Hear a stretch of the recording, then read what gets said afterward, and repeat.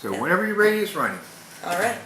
I told you all that I would be posting a video blog to explain what had happened yesterday, what continues to happen, what I've been going through forever. As you can tell, I'm sitting in my mom's house. It's empty. There's nobody here. The dogs are here.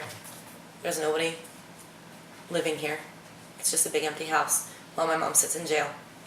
There's no Krista either, because she's with her dad, who is a child abuser. All right. I was brought in to testify to the patterns of Greg Sievers and his sexually explicit behavior from my own experience as a teenage girl.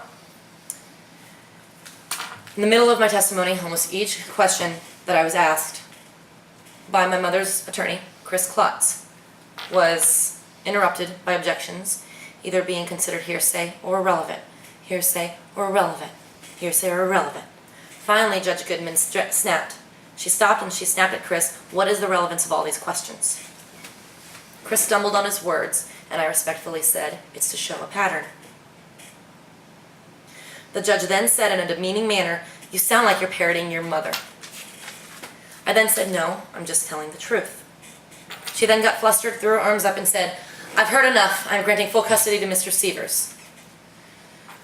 Anyway, my mother had not yet testified. Goodman had no idea as to what her testimony would be.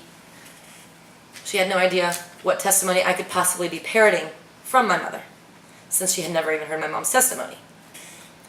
How much time has she spent with Airty? How much time has she spent with me? What would lead her to believe in 10 minutes that I parrot my mother? It makes no sense. Also, keep in mind that at that point, I had been the second witness that whole day. Okay? The second for the whole day. Mr. Sievers' witnesses weren't even due in for another hour. It's funny how people can recall the same thing when they're actually just simply being honest. Considering that Marcy Goodman and Greg Sievers had worked together in the past and were good buddies, as she said to my little sister in the judge's chambers, I wouldn't be surprised if Sievers had given Goodman some of the information on how to manipulate the testimony. After the judge made her decision that Mr. Sievers would get full custody, my mom then stood up and said, "I will not let my daughter go back to that child abuser, so I guess you will have to arrest me for contempt." She stood up, she put her purse on the desk, and said it simply. Goodman's deliberately provocative pronouncement evoked the exact desired reaction from my mother.